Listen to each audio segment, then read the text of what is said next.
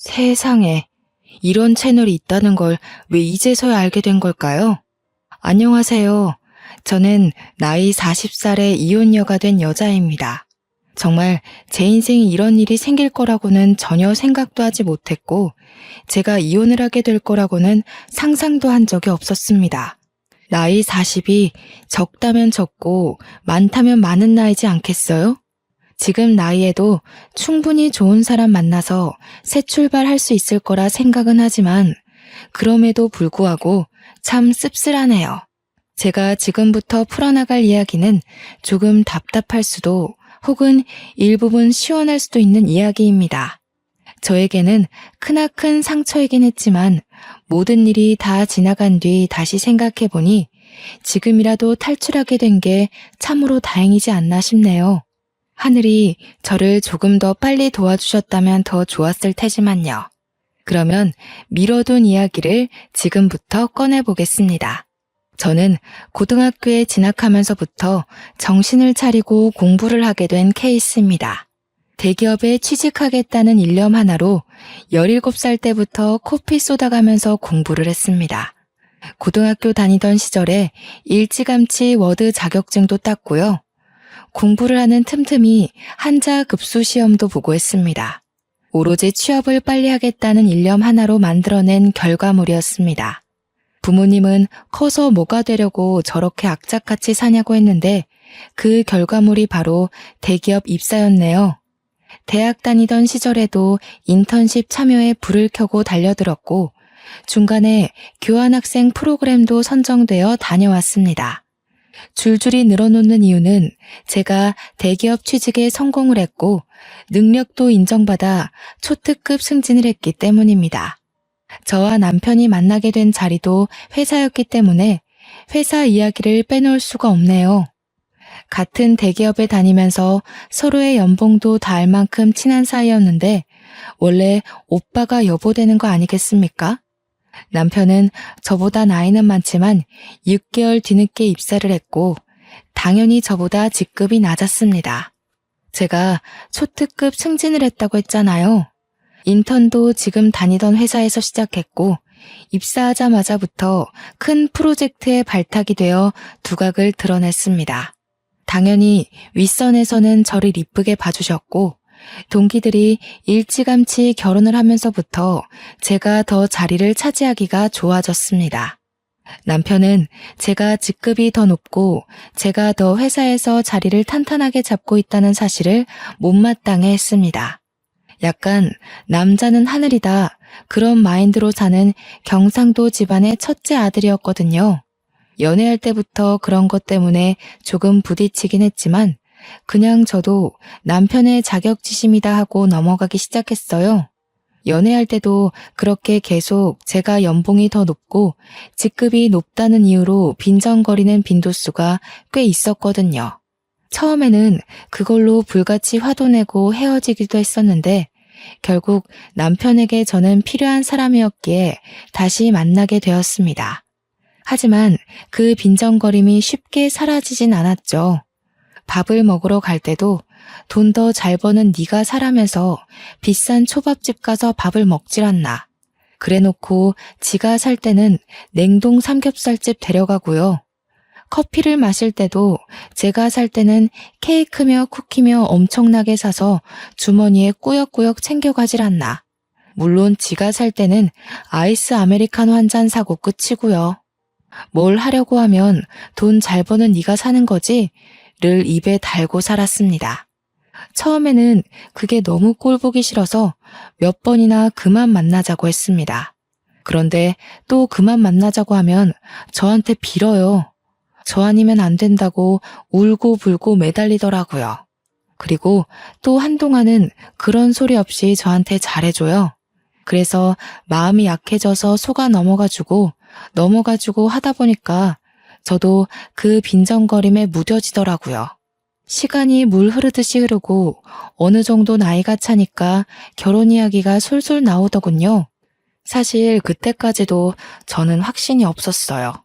이 사람과 오래 연애하긴 했지만 결혼해서 평생을 살아야 한다고 하면 글쎄요. 매일같이 싸우기만 할 것 같고 행복하지 않을 것 같아서 결혼까지는 못하겠다고 생각했죠. 그런데 양가의 생각은 조금 달랐습니다. 시댁에서는 똑 부러지고 할 일 잘하는 제가 꼭 며느리가 되었으면 한다고 몇 번이나 저를 붙잡았고요. 저희 집에서는 성격 더러운 저를 받아줄 사람은 남편뿐이라는 이유에서 결혼을 서둘렀습니다. 동기들은 죄다 결혼해서 애가 둘이고 셋인데 저는 아직 시집도 못 갔으니 조바심이 날 수밖에 없었을지도 모르죠. 그렇게 제 의사와 상관없이 결혼식 준비가 한창일 때도 남편은 저에게 모든 걸 떠맡겼습니다. 그때 저는 큰 프로젝트의 중심에 있었기에 시간이 매우 부족했음에도 불구하고 남편이 모든 걸 저에게 맡기는 바람에 결혼식 준비까지 해내야만 했어요. 왜 저한테 오롯이 다 맡겼는지 궁금하시죠? 제 취향이 까다롭거나 신부가 제일 빛나야 하는 자리니까 그런 이유도 아니고요. 단지 제가 더 돈이 많다는 이유였습니다. 돈 많은 사람이 결정권을 가져야 편하다고 지는 손 놓고 있었던 거죠. 저는 그런 남편을 전혀 이해할 수 없었고 속으로 정말 욕도 많이 했지만 좋게 생각하려고 노력했습니다. 이미 주위에도 결혼한다고 소문이 다 났고 제일 중요한 회사에서도 소문이 다 났기 때문에 이제 와서 무르기에 늦었다고 생각한 거죠. 저에게도 체면이라는 게 있으니까요. 결혼은 반반 결혼하자고 했더니 대출은 제 이름으로 받자고 하더군요. 이유는 당연히 제가 더 잘 벌기 때문이죠. 소식을 들은 친구들이 제가 아깝다면서 저를 뜯어말리기까지 했습니다. 딱 봐도 생긴 게 좀팽이 같고 속도 좁아 보이는데 그런 지옥구덩이에 가냐고 하면서요. 결혼을 한 친구들은 저에게 평생 비혼으로 커리어 지키면서 살 줄 알았다고 결국 너도 어쩔 수 없이 시집을 가는구나 하면서 안타까워했어요. 그 이야기를 듣자마자 경력 단절이 막 떠오르면서 파혼할까 싶기도 했습니다. 저도 매일 밤잠을 못 잘 정도로 엄청난 고민을 했어요. 근데 제가 이런 고민을 하는 게 티가 났는지 제 눈치를 보면서 저한테 엄청 헌신하는 척 하더라고요. 평소에도 제 기분이 나빠 보일 때 열심히 옆에서 비위를 맞춰주는 사람이긴 했거든요. 결혼 준비하면서 스트레스 받나 보지 싶었는지 뜬금없이 꽃다발을 선물로 주기도 하고 비싼 레스토랑에 데려가기도 하고요. 평소에는 선물하지 않던 비싼 브랜드의 목걸이도 선물을 해주더군요. 솔직히 그런 선물 받으니까 싫진 않았어요. 부모님 말씀대로 제 성격을 이만큼 받아줄 사람이 어디 또 있겠냐 싶기도 하면서 그냥 다들 이렇게 살겠지 하는 마음으로 결혼식까지 진행했습니다. 결혼식을 진행할 때부터 맡고 있던 프로젝트에 갑자기 스폰이 붙으면서 점점 규모가 커졌어요. 정말 신혼이라는 걸 까먹을 정도로 바빠서 회사에서 숙식을 해결해야 할 때도 있었습니다. 야근은 밥 먹듯이 하고 주위에서도 기대감이 엄청나게 컸습니다. 남편은 제가 집에 들어오지 않는 것에 대한 불만보다 제가 그 큰 프로젝트의 주축이라는 걸 더 고가워했어요. 이제 혼인신고도 했겠다. 저에 대한 자격지심을 숨기지 않고 드러냈습니다. 그게 불과 결혼한 지 3개월 만에 일어난 일이었습니다. 8개월간 이뤄진 큰 프로젝트는 엄청나게 상황한 채로 끝났습니다. 그래서 저는 성과급도 정말 상상할 수 없을 정도로 많이 받았고요. 승진 자리도 내정되었다는 소리를 들을 정도로 축하를 받았습니다. 당연히 임원급 사람들에게 들은 이야기였기에 제 승진에 토를 달 사람은 한 명도 없었습니다. 그런데 그 이야기가 남편의 부서까지 흘러들어갔고 직원들이 남편에게 축하한다고 했나 봐요. 성과급도 많이 받고 승진까지 따놓은 당상이라며 결혼하고 아주 잘 됐네. 이런 식의 칭찬이요. 자격지심이 강한 남편이 그 소리를 과연 곱게만 들었을까요? 그날 이후로 남편은 집에서든 회사에서든 저를 경쟁의 상대로 보는 건지 뭔지 저에게 아주 기분 나쁜 티를 팍팍 냈습니다. 예를 들면 회사 일에 미쳐서 집안일은 전혀 돌보지 않는다고 이야기를 하질 않나? 시댁에 전화 걸어서 제가 밥 한 끼 안 차려준다고 욕을 하질 않나? 하면 시모가 저한테 전화해서는 진짜 결혼해서 밥 한 번 안 차린 게 맞냐고 물어보기까지 했어요. 아니, 회사 일이 바쁜데 어떻게 합니까? 저는 정말 제 명예를 위해서라면 어떤 일이든 해낼 수 있었거든요. 고등학교 입학할 때부터 목표에 두었던 대기업 입사였는데 당연히 밥 차릴 시간에 프로젝트 하나 더 따낼 생각을 해야 되지 않겠어요?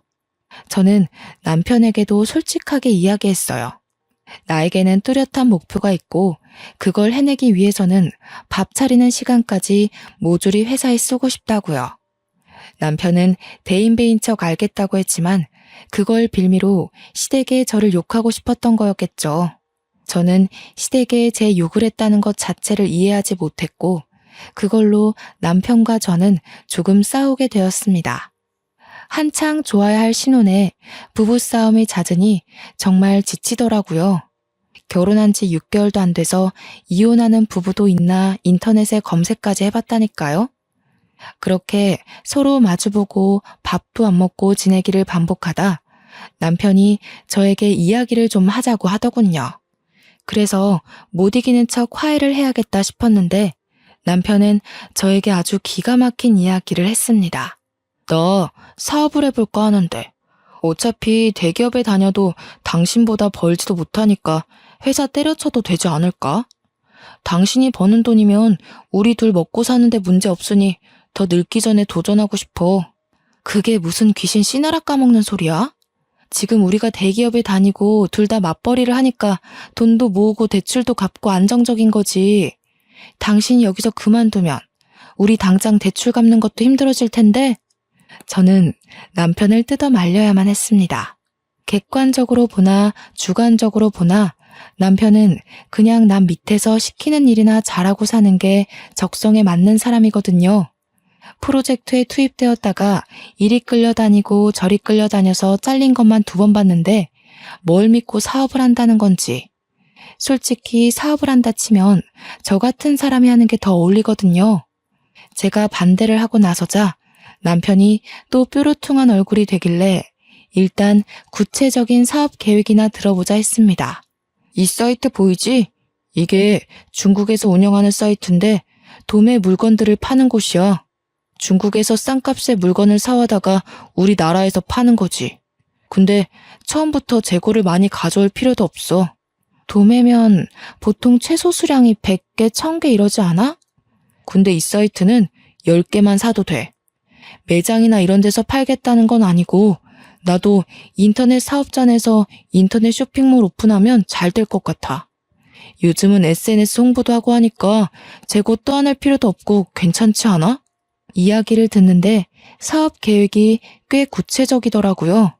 은근히 빈틈이 많은 사람인데도 사업 계획에 크게 빈틈도 없었고 배송 문제는 자기가 알아본 게 다 있다고 하더군요.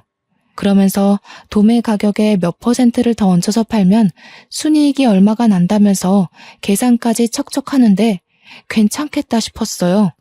상품은 어떤 걸로 할 건데? 요즘 트렌드에 맞추려면 보는 눈이 꽤 좋아야 할 텐데. 제 말이 끝나기 무섭게 남편이 봐둔 상품이 있다면서 저에게 이것저것 보여주는데 SNS에서 많이 보이는 디자인의 식기부터 옷까지 여러 종류가 있었어요. 젊은 사람들이 트렌디하게 좋아할 법한 아이디어 제품들도 여럿 있었고요. 저는 남편에게 괜찮겠다고 이야기를 하니 남편의 얼굴이 눈에 띄게 밝아졌습니다. 하지만 처음부터 올인해서 매달리는 것에는 반대를 했어요. 남편을 차근차근 설득하기 시작했습니다. 상품들이 전부 좋다. 가격도 좋고 국내 인터넷 쇼핑몰에서 판매했을 때 가격도 나쁘지 않은 것 같다. 하지만 처음부터 주문이 많이 들어올 거라는 생각은 들지 않으니 회사를 다니면서 차근차근 해보자. 이렇게 이야기를 하니 남편도 수긍을 하더라고요. 자기도 집 대출 갚고 생활비 생각하면 당장 회사를 그만두는 건 아니다 싶었는지 회사를 다니면서 사업자를 내서 해보겠다고 했습니다. 그렇게 남편에게 나름 용기를 북돋아주고는 저희도 화해를 했어요. 그동안 서로 서운하게 해서 미안하다. 나도 가정을 챙기겠다. 너도 자격지심 그만 부려라 하면서요. 간만에 두 다리 뻗고 잔 것 같네요. 그렇게 남편은 평일에는 회사 일을 보고 주말에는 상품을 떼와서 이리저리 촬영도 하고 인터넷 쇼핑몰을 오픈해서 물건을 올리기 시작했습니다. 처음에는 10개, 20개 사서 팔았던 제품이 점점 주문이 늘어나자 50개, 100개가 되었어요. 말 그대로 오픈한 지 두어 달 만에 대박이 나고 말았습니다. 배송 보내느라 평일에 퇴근하고 와서는 남편과 둘이 상품 포장하는 데 시간을 다 보내야만 했어요. 저녁밥도 제대로 먹지 못할 만큼 바쁘니 저희도 점점 지치기 시작했습니다. 처음에는 작은 방에 물건들을 두고 재고를 파악해가면서 물건을 배송했는데 주문량이 늘어나니까 방 정리가 되지 않는 거예요. 창고를 하나 얻어서 물건을 쌓아야 할 지경이 오니까 남편도 저도 둘이서 할 수 있는 업무량이 아니다 싶었습니다. 물건 배송 나갈 걸 포장하는 와중에도 쉴 새 없이 주문이 밀려 들어왔으니까요. 트렌드가 또 얼마나 휙휙 바뀌는지 잘 아시죠? 새 물건은 계속 들어오고 집 거실까지 물건이 꽉 차서 발 디딜 틈이 없고 결국에는 집 근처에 크게 나온 지하 창고에 새를 얻어서 물건을 정리하기 시작했습니다. 평일에 회사 일 때문에 창고 정리도 못하고 배송이 점점 밀리자 남편이 드디어 회사를 그만두겠다고 했습니다. 월 매출만 따져봐도 지금 남편이 버는 월급보다 훨씬 많은 돈을 벌 수 있었거든요. 남편의 성공과 동시에 저는 약간 불안해졌지만 남편에게 처음부터 약속했던 게 있었던지라 저는 퇴사에 찬성해줬습니다. 쇼핑몰을 시작한 지 6개월 만에 남편이 버는 돈은 제 월급보다 많아졌어요. 회사를 그만두고 직원을 둘이나 뽑아서 배송 업무를 도맡아서 하게 했고요. 저는 점점 늘어나는 남편의 쇼핑몰 규모에 정말 입이 떡 벌어지고 말았죠. 남편이 남 밑에서 일해야 되는 사람인 줄 알았는데 사업에 정말 소질이 있었습니다.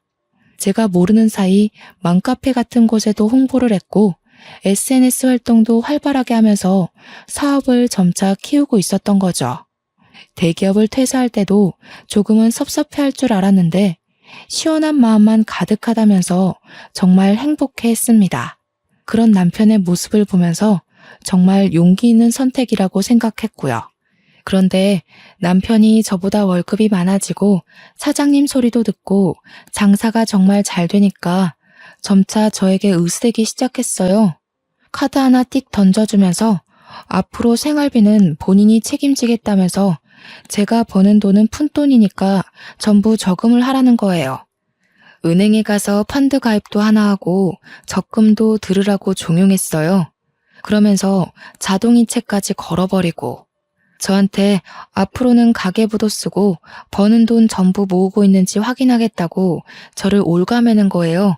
그 전까지는 제가 버는 돈이 더 많으니까 제가 옷을 사거나 가방을 사는 것에 뭐라고 한마디도 못하더니 월급이 역전되니까 저한테 그런 거 하나하나 허락받고 사라고 간섭을 하는 거죠. 하지만 저희도 대출금도 갚아야 하고 나중에 아이도 가질 계획이었으니까 돈을 모아야 한다고 생각은 했어요. 그래서 남편 말도 일리가 있다고 생각하고 돈을 모으기 시작했습니다. 본인이 받은 퇴직금은 투자를 하겠다며 주식에 다 쏟아부었습니다. 저는 그 돈으로 차라리 사업을 더 키워보라 했지만 지금도 충분히 버는데 더 키워봤자라며 제 말을 무시하더군요. 솔직히 저는 주식이 좀 무서웠거든요. 한 방에 돈을 다 잃어버릴 수도 있으니까요. 남편은 은근히 투자에 눈이 밝은 사람이었어요. 저를 은행에 데려가서 펀드 계좌를 만들게 했을 때는 손해가 날 수도 있다고 해서 겁먹었는데 남편이 골라준 종목마다 다 오르더군요. 남편의 퇴직금으로 쌓아올린 주식도 꽤 수익이 났다고 했어요. 제가 눈으로 직접 본 건 아니니까 진짜인지 아닌지는 모를 일이지만요. 그래도 똑부러지게 잘하니까 저도 점차 남편에게 의지하기 시작했습니다. 그러던 어느 날 남편이 직원 2명으로도 물건이 감당이 안 된다면서 직원을 더 늘리겠다고 하더군요. 원래 저와 일일이 상의하던 사람이었는데 장사가 잘 되고 주위에서도 사장님, 사장님 하니까 이제는 일방적인 통보를 했어요. 어차피 제 사업 아니고 저는 대기업에서 여전히 일을 하고 있었기에 서운하진 않았지만요. 처음에는 시부와 시모도 남편을 도와서 배송 물건을 포장하고 했었는데 자꾸 실수를 하신다는 거예요. 저는 그래도 시부모에게 용돈 줄 명분도 생기고 천천히 확인하면서 일하면 되지 않냐고 시부모랑 함께 하라고 했어요. 근데 남편이 저에게 버럭 화를 내더라고요. 우리 부모님한테 내가 용돈 주겠다는데 너 지금 그거 고가워서 우리 부모님 일 시키려고 하는 거냐고요. 저는 그런 뜻이 아니라고 이야기했죠. 어차피 퇴직하셔서 심심하실 텐데 아들 사업도 도와주고 같이 있는 시간을 늘리면 서로에게 좋지 않겠냐고 했는데도 남편은 제 말을 듣지 않았어요. 그저 시부모를 부려먹지 못해서 안달난 며느리처럼 저를 바라보았습니다. 억울했지만 뭐 어떻게 하겠어요. 자기 사업이고 자기가 알아서 하겠다면서 저를 완전히 배제시키는데요. 그러더니 새 직원을 뽑았다고 하더군요. 어린 여자애 하나와 군대 다녀온 남자애 하나였어요. 남자애는 물건 정리하고 재고 관리하고 배송 업무만 도와주러 오시는 아줌마 셋과 함께 포장 업무를 했고요. 여자애는 사무실에서 주문도 받고 문의글 같은 거 답변도 해주고 전화 상담도 하는 그런 업무를 도맡아 한다고 했어요. 남자 직원은 창고에 상주했고 남편이랑 여직원은 칸으로 나눠진 사무실에서 컴퓨터 업무를 본다고 했습니다. 포장 직원 아줌마들도 매일같이 와서 3, 4시간씩 포장을 할 정도였으니 규모가 정말 커지긴 했죠. 저는 그 와중에 회사 업무를 봐야 하니까 일일이 신경을 쓰지 못하고 있었어요. 대기업이라는 게 그렇게 녹록지 않거든요. 제가 딴짓할 수 있는 시간을 전혀 주지 않았기에 저는 평일에 월차를 내지 않고서야 남편 사무실에 가볼 수가 없었죠. 그리고 남편은 제가 일단 남편 사업장에 가서 참견하는 행위 자체를 싫어했습니다.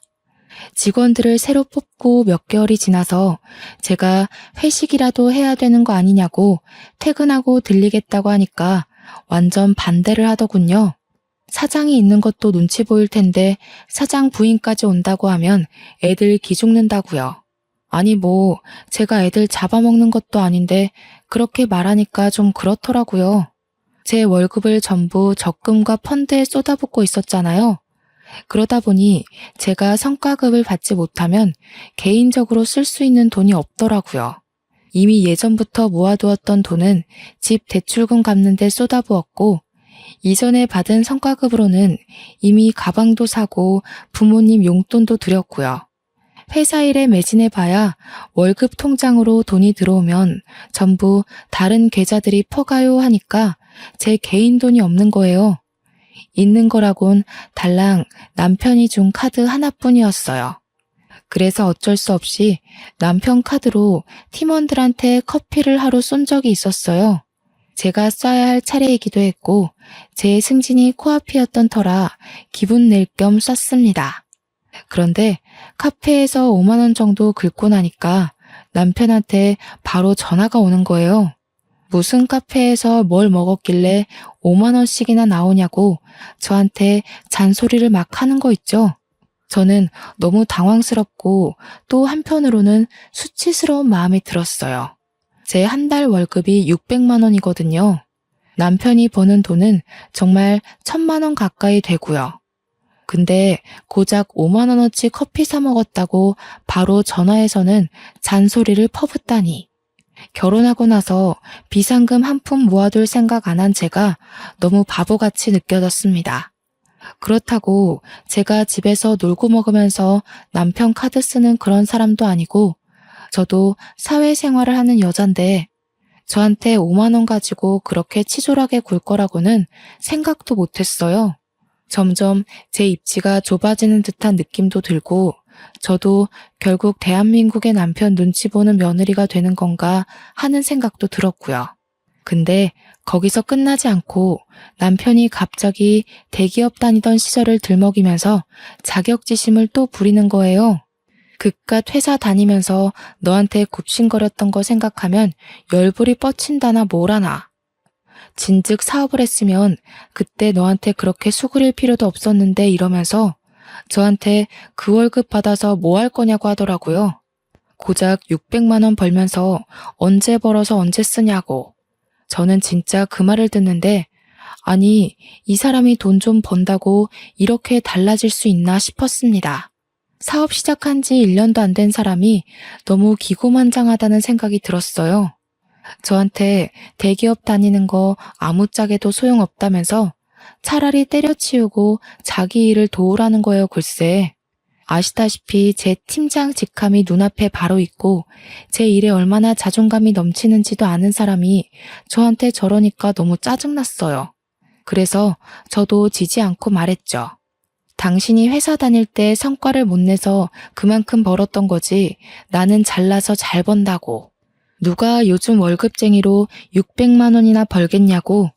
나 팀장 달면 연봉 더 오르는 거 알고 있냐고. 하지 말아야 할 말까지 해버렸죠. 당신 사업이 언제까지 잘 될 것 같냐고요. 그 말에 남편이 거품 물고 저한테 막 달려들었어요. 사업 망하라고 고사 지내는 거 아니냐, 자격지심 있는 거 아니냐면서 저한테 따지더라고요. 자기 사업 잘 되니까 배 아픈 거냐면서 애초에 사업 못하게 하려던 것도 저한테 굽신거리는 꼴, 평생 보고 살고 싶어서 그러는 거 아니냐고. 아니, 제가 사업이 잘 될지 안 될지 어떻게 알고 그런 생각을 하겠어요? 저도 말이면 단줄 아냐고 엄청 소리 높여서 이야기를 했고 결국 둘 다 부부싸움에 지쳐서 말도 안 하고 살게 되었습니다. 여자가 말이야, 남편 사업장 돕는 게 내조야 내조. 언제까지 그 사업이 잘 되기만 할 것 같아? 당연히 고정 수입이 있어야지. 누구 하나가 잘 벌고 못 벌고가 중요한 게 아니라 어쨌든 먹고 살아야 할 고정 수입은 필요하지 않겠냐고. 내가 생활비도 넉넉하게 주고 있잖아. 카드 하나 던져주고 내가 뭘 사 먹는지까지 일일이 체크하면서 뭘 넉넉하게 준다는 거야. 나도 내 돈 다 묶여있지만 않으면 당신 돈 안 쓰고도 살 수 있어. 그날 이후로 남편과 저는 대화를 하지 않게 되었어요. 어차피 입을 열어봐야 서로 상처 주는 대화만 하게 되었으니까요. 그렇게 한 달을 넘게 냉전 상태를 유지하고 지냈는데 어느 날 남편이 직원들이랑 회식을 하고 늦게 들어오더군요. 술에 떡이 되어서 돌아왔는데 현관 입구부터 술 냄새가 나서 제가 눈살을 찌푸렸어요. 정직원이라고 해봐야 남자의 여자의 하나 있는데 무슨 이 시간까지 술을 먹나 싶기도 했고요. 남편에게 질문을 해봐야 술에 취해서 대꾸도 못하고 있길래 현관 앞에 쓰러져 있는 걸 낑낑거리면서 집 안으로 들였습니다. 그런데 남편의 멱살을 잡고 끌고 가는 와중에 와이셔츠 카라 부분에 여자 화장품이 묻어있는 걸 발견했어요. 이 남자가 여자가 있는 술집이라도 갔다 왔나 싶어서 잔소리를 하려고 하는데 인사불성돼서 말귀도 못 알아듣더라고요. 그래서 다음 날이 될 때까지 기다렸습니다. 주말이라 늦게 일어난 남편에게 눈 뜨자마자 추궁을 했어요. 어제 도대체 어디서 뭘 했길래 와이셔츠에 여자 화장품이 묻어있냐면서 옷을 막 들이밀었더니 획 던지더군요. 그러더니 저한테 짜증을 내면서 아침부터 무슨 소리를 하는 거냐고 어제 여직원애가 술 취해서 넘어지려는 거 붙잡아 주다가 묻은 거래요. 지도 기억 하나 못하고 만취해서 들어와 놓고 그 상황은 잘도 기억이 났는지 나불나불 거리더라고요. 너무 아무렇지 않게 이야기하길래 의심은 갔지만 그냥 그러려니 했습니다. 근데 그거 아시죠? 한 번 의심의 씨앗이 싹 트니까 남편의 행동을 주시하게 되더라고요. 남편이 점점 퇴근하는 시간이 늦어지는데 처음에는 그냥 일이 바쁜가 보다 했던 게 의심이 한번 싹 트니까 곱게 보이질 않는 거예요. 휴대폰도 처음에는 대놓고 하던 사람이 점점 숨기면서 부는 것 같다는 기분도 들고요. 그래서 제가 하루 날을 잡고 남편이 잠든 사이에 몰래 휴대폰을 뒤져봤어요. 근데 정말 아무것도 없이 깨끗했습니다. 남편이랑 직원들이 나눈 단체 대화방이나 개인 문자를 뒤져봐도 아무것도 없이 일 이야기만 있었고요. 괜히 의심했던 게 미안해지면서 몰래 본 건 비밀로 해야겠다 싶었습니다. 그러다가 진짜 제 인생에서 가장 잊지 못할 사건이 터졌습니다. 의심을 지우려고 노력한 지 한 달이 채 지나지 않아서 남편이 휴대폰이 사라졌다고 막 집안을 뒤지더라고요. 저도 전화해보고 했는데 어디에서도 남편 휴대폰이 울리지 않았어요. 아무래도 차에 두고 온 것 같다는 소리를 하더라고요. 마트 갈 준비를 하고 있었거든요. 그래서 남편한테 차 키를 달라고 했습니다. 어차피 나 마트 가려고 했어. 당신 차 타고 갔다 오면서 휴대폰 있나 봐줄게. 그러다 남편이 의심 없이 차 키를 저에게 주더라고요. 그래서 남편 차를 찾아서 시동을 걸고 보니 음료 놓는 자리에 휴대폰이 꽂혀 있었습니다. 칠칠치 못하게 여기다가 두고서는 휴대폰을 그렇게나 찾았구나 싶어서 주머니에 넣고는 마트에 가려고 했는데 갑자기 진동 소리가 들리는 거예요. 제 휴대폰도 주머니에 있는 남편의 휴대폰도 조용한데 진동 소리가 계속 들렸어요. 뭔가 싶어서 소리가 나는 곳을 찾아보니까 차 글로브 박스 안에서 울리더라고요. 그래서 아무 생각 없이 글로브 박스를 열었더니 남편 휴대폰과 똑같은 기종의 똑같은 색인 휴대폰이 하나 더 있더라고요. 순간 등줄기에서부터 소름이 쫙 끼치면서 금기의 열매를 먹은 것 같은 기분이 들었습니다. 발신자를 확인하니 하트라고 되어 있었어요. 저는 덜덜 떨리는 손으로 전화를 받았습니다. 웬 여자가 여보세요? 하길래 제가 누구세요? 라고 반문을 했어요. 그러니까 여자가 누구세요? 하는 거예요. 그래서 제가 너 누구냐고 하니까 전화를 말없이 끊더라고요. 그래서 너무 어이가 없어서 남편에게 전화를 하려고 보니 제 주머니 속에 휴대폰이 있잖아요. 쎄한 느낌의 남편 것으로 추정되는 다른 휴대폰을 뒤져보려고 하니 비밀번호가 걸려 있더라고요. 이거 분명히 뭐 있다. 남편이 바람난 게 틀림없다 하는 생각이 들었습니다. 마트를 다녀와야 하니까 내비게이션을 딱 켰는데 거기서 또 소름이 돋더라고요. 최근 주소지 검색 목록이 생각나서 그걸 딱 눌렀는데 웬 오피스텔 주소가 엄청 찍혀 있는 거예요. 땡땡동 땡땡 오피스텔이라고 적혀 있는데 남편 사무실에서 10분 거리거든요. 저는 뭔가에 홀린 사람처럼 남편의 블랙박스를 뒤졌습니다. 블랙박스에 녹화된 목록을 하나하나 뒤져보는데 땡땡 오피스텔 앞에서 찍힌 녹화본이 있더군요. 숨죽여서 화면을 제 휴대폰으로 하나하나 녹화하기 시작했어요. 남편이랑 여자가 오피스텔로 들어가는 모습 전부를 날짜까지 정확하게 보이게 찍었습니다. 찍는 내내 손이 어찌나 떨리고 호흡이 가빠지는지 결혼할 때부터 할까 말까 떠밀리듯 결혼한 남편이었지만 바람을 핀다는 게 확실해지니 정말 깊은 배신감이 들었어요. 증거를 나름 수집해놓고 마트에 가서 정말 아무 생각 없이 장을 보고 집으로 돌아와 남편에게 주머니에 있던 휴대폰을 주었습니다. 그랬더니 남편이 차에 있었냐고 하더라고요. 차에 있었어. 근데 휴대폰이 하나 더 있더라? 하트한테 전화 왔는데 내가 받았어. 그러자 남편 얼굴이 갑자기 딱딱하게 굳으면서 아무 말도 못하더라고요. 이 인간 나한테 딱 걸렸다 하는 생각이 들었죠. 근데 갑자기 표정을 싹 바꾸더니 무슨 소리냐고 웬 하트? 이러는 거 아니겠어요? 얼마나 가증스럽던지. 정말 코웃음이 뻥 하고 나올 것 같았습니다. 저는 글로브 박스에서 발견한 휴대폰도 남편에게 던졌어요. 그러자 남편이 빼도 박도 못한 증거를 들킨 것처럼 휴대폰을 양손에 쥐고 아무 말도 못하더라고요. 그 여자 누구야? 당신 회사 여직원이야? 그래서 오피스텔에 살림 차렸어? 땡땡동 땡땡 오피스텔에. 당신이랑 여자랑 들어가는 거 다 찍혔더라. 블랙박스까지 이미 다 확인하고 오는 길이니까 변명할 생각 하지 마. 오해야. 그리고 그걸 뒤져보긴 왜 뒤져봐? 당신 무슨 의부증 있어? 남의 사생활을. 부부끼리 사생활까지 존중해줘야 하는 거야? 그 사생활이라는 게 바람인 거고 내가 어디까지 눈 감아줘야 하는 건데 말해봐. 제 말에 남편이 아무 소리 못하고 부들부들 떨더라고요. 바람 필 때는 좋아서 몰랐겠지만 걸리고 나니까 이제 와서 후회라도 하는 건지 뭔지. 그런데 남편이 갑자기 한숨을 내쉬더니 오히려 당당하게 나오는 게 아니겠어요? 야, 남자가 사업하고 돈도 좀 벌고 하면 바람도 한 번쯤은 필 수도 있는 거지. 그거 실수잖아. 실수 한 번을 용서 못 해줘? 그냥 그런가 보다 하고 넘어가는 미덕도 없냐 너는? 네가 뭐 어떻게 할 건데?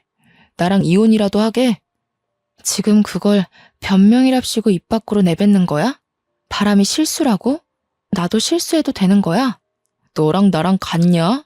꼴랑 500만 원 좀 넘게 벌면서 내가 턱턱 가져다 주는 돈 없으면 어떻게 살려고 그래? 그렇게 말하는데 정말 개구리 올챙이 시절 생각 못한다는 말이 딱 떠오르더라고요. 여자 혼자 사는데 월 500에서 600만 원이면 당연히 배부르게 먹고 살 수 있다는 생각은 왜 못하는 걸까요? 그리고 지 대기업 다닐 때 저보다 훨씬 못 벌었었거든요. 혼자 살면서 그 정도 월급이면 떵떵거리면서 살 수 있는데 지가 지금 버는 돈에 심취해서 저를 깎아내리니 너무 짜증났습니다. 바람은 둘째치고 저런 마음을 가진 사람과 살아야 한다는 게 개탄스러웠어요. 어차피 한순간 지나가는 바람이야. 내가 알아서 정리하고 올 테니까 그냥 그때까지만 냅둬. 내가 미쳤냐? 한 번 바람핀 인간은 두 번, 세 번 계속 바람피면서 살게 돼 있댔어. 그냥 이혼해. 내가 뭐가 아쉬워서 너 같은 인간이랑 같이 살아? 누가 아쉬울 것 같아? 아쉬운 건 너지. 내가 벌어다 주는 돈 없으니까. 너같이 대기업 다닌답시고 일에 미쳐서 남편은 신경도 안 쓰는 여자 나도 필요 없어. 네가 내조를 하기를 해, 살림을 하기를 해? 나도 너랑 이혼하는 게 마음 편해. 저도 같이 달려들어서 남편한테 싸댔어요. 위자료 톡톡히 준비하라고, 바람난 주제에 말이 많다고, 시댁이나 친정이 알아서 이야기하라고, 네가 바람나서 헤어지는 거라고 물고 늘어졌죠. 집은 제 이름으로 대출받았던 거고 갚아야 할 돈도 이제 멀지 않았기 때문에 위자료인 셈 치고 제가 들고 간다고 했어요. 머릿속으로 계산기 좀 두드려보는 것 같더니 지 손해는 아니다 싶었는지 그렇게 하고 깔끔하게 이혼하자고 하더라고요.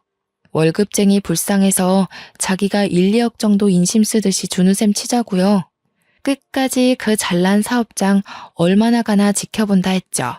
그 여자는 제 생각대로 회사 여직원이었어요. 나이도 고작 20대 중반이던데 어쩌다 16이나 차이 나는 남자한테 빠져가지고 그렇게 인생을 망치는지. 그래도 제 업보다 생각하고 살아야죠.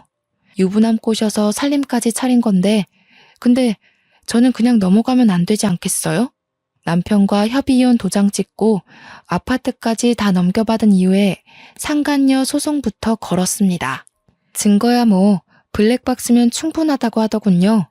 거기다가 제가 그 불륜 남녀들의 휴대폰 수사까지 맡기면 증거야 차고 넘칠 거라고 했어요.